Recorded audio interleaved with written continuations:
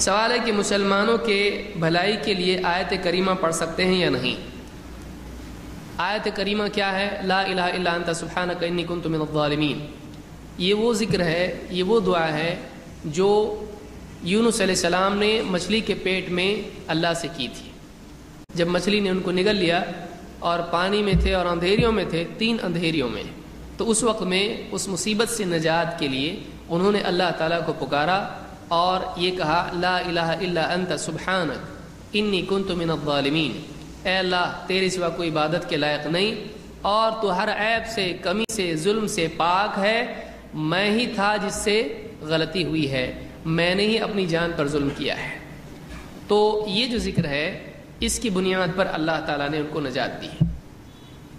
اب کیا مسلمانوں کے مسائل کے حل کے لیے ایسا کیا جا سکتا ہے؟ اس میں 3 طریقے کرنے کے ہیں جو لوگ کرتے ہیں. ایک تو یہ کہ ایک آدمی کو ذاتی مسئلہ پیش آئے، کوئی بیماری یا کوئی مصیبت پریشانی، اور اس میں وہ خود کہے لا الہ الا انت سبحانک انی کنت من الظالمین. یہ سنت ہے، یہ یونس علیہ السلام کی سنت ہے.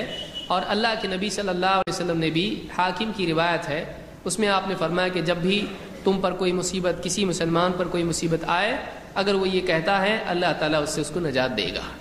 تو جو بھی آدمی کسی مصیبت میں پھنسا ہوا ہے، وہ آدمی اگر اس کا اہتمام کرتا ہے، اللہ تعالیٰ اس کو اس سے نجات دے گا. یہ پہلی صورت ہے جو صحیح ہے. دوسری صورت کیا ہے؟ کرائے کی دعا کروانا.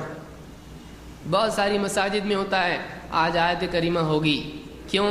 فلاں صاحب کا کیس پھنسا ہوا ہے، اس کے لیے وہ چاہتے ہیں کہ آپ کرو. ہم کو کیا ملے گا؟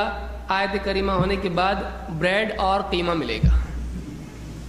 بہت ساری مسجدوں میں ہوتا ہے ایسا، کھانے کو اس کے بعد ملے گا. پھر بیٹھتے ہیں پورا دسترخوان بچھا کے، اس کے اوپر پوری اخروٹ یا اس کے اوپر بادام یا پھر کھجور کی گٹھلیاں، غریب امیر جیسا بھی ہوگا، تو اس کے اوپر وہ سارا بچھا دیتے ہیں. لاتا ہے بوریا پکڑ کے وہ مؤذن اور ڈال دیتا، بچھا دیتا اس کے اوپر. سب پھر اشارے کرتے رہتے ہیں، باتیں کرتے ہیں، کب ختم ہوتا ہے. اور پورا پڑھنے کے بعد میں اس کے بعد سب مل کے انجوائے کرتے ہیں، کھاتے پیتے ہیں. یہ کون سا طریقہ ہے؟ نہ اللہ کے نبی صلی اللہ علیہ وسلم کے زمانے میں ایسا ہوا، نہ صحابہ کے زمانے میں، نہ 4 اماموں نے ایسا کیا. یہ بدعت ہے، اس کی کوئی دلیل نہیں ہے. اسی طرح سے مسلمان دنیا بھر میں اگر پریشان ہیں، مسلمان سب مل کے کہیں بھائی آیت کریمہ کرو، کوئی دلیل اس کی نہیں ہے، اس کی کوئی دلیل نہیں ہے. آیت کریمہ اجتماعی طور پر پڑھنے کی کوئی دلیل نہیں. اللہ کے نبی صلی اللہ علیہ وسلم کے زمانے میں کئی مصیبتیں آئیں، لیکن آپ نے سارے صحابہ کو جمع کر کے اس طرح سے چلو آیت کریمہ پڑھو کبھی نہیں کیا.